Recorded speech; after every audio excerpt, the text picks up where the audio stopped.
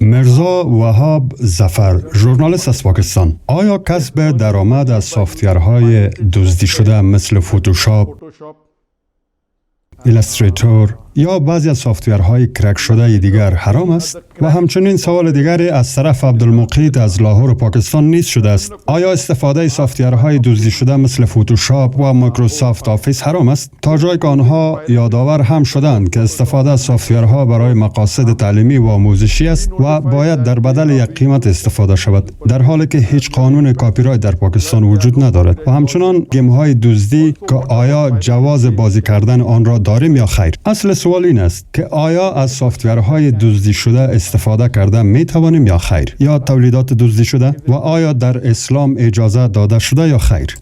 اگر ما تاریخ گذشته 100 ساله یا ما قبل را بدانیم، یعنی بعد از بعثت حضرت محمد صلی الله علیه و سلم، احادیث نوشته می شد و کتاب‌ها نوشته می شد. نظر به این سوال، شوراهای تثبیت در مکه مکرمه و جده گرد هم آمدند و درباره این موضوع و اتحاد مسلمانان جهان با هم مشوره کردند و آنها گفتند که قبلا زمانی که مردم احادیث حضرت محمد صلی الله علیه و سلم را همیشه می نوشتند، ولی اگر اصل کاپی مفقود شده بود یا مفقود می شد، پس می گفتند اگر مفقود شده برای ثواب است و باز هم می نوشتند که شاید روزها و سالها در بر می گرفت و در سده‌هایی که هیچ ماشین برای چاپ و کاپی وجود نداشت و تمام این کتابات برای بخشش بود، یعنی کسی که می نوشت بخشش می کرد و ثواب داشت و می خواستند که پیام ها برای همه نشر گردد. ولی حال که ماشین های چاپ پیدا شد، شما می توانید که کتاب ها را به صدها و هزارها جلد کاپی و چاپ کنید. ولی حال بسیاری از مردمان برعکس هستند که اگر کسی تحقیق می کند یا چیزی نوشته می کنند، سالها می گذرد تا تحقیقشان تکمیل گردد و کسی دیگر پیدا می شود که از این تحقیق هزارها جلد کتاب چاپ می کند و به فروش می رسانند که این عمل کاملا حرام است.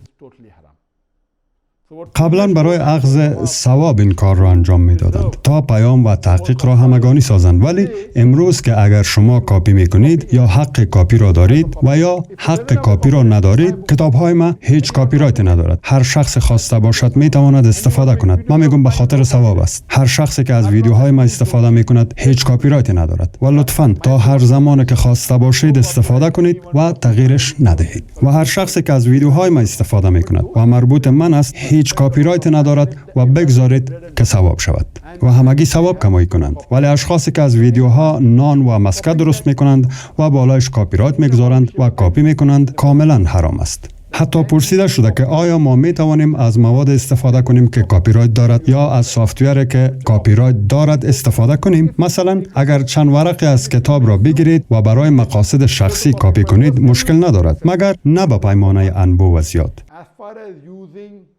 استفاده از سافتورهای دزدی شده حرام است.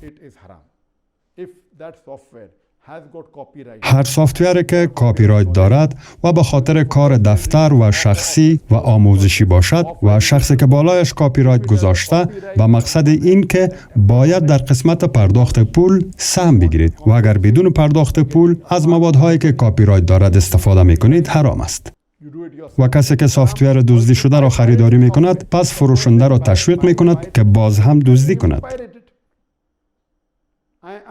و من آگاهی دارم که شما می توانید در پاکستان سافتورهای دزدی شده را در مقابل چند صد روپیه خریداری کنید، ولی اگر اصلش را خریداری کنید شاید که بیشتر از 10 الی 20 هزار روپیه پرداخت کنید. اگر سافتوری که کاپی رایت داشته باشد و یا خریداری سافتورهای دزدی شده در اسلام حرام است و من آگاهی دارم که بسیاری از مسلمانان این کار را انجام می دهند. بعضی هایشان می دانند و بعضی هایشان نمی دانند. نظر به زمان و نظر به شوراهای مناسب، استفاده از سافتورهای دزدی شده حرام است. اگر توانایی مالی ندارید، استفاده نکنید، به خاطر اینکه خیلی ارزان است و مال دزدی است و کسی دیگر را بازی می دهید، مال شخص دیگر را دزدی می کنید.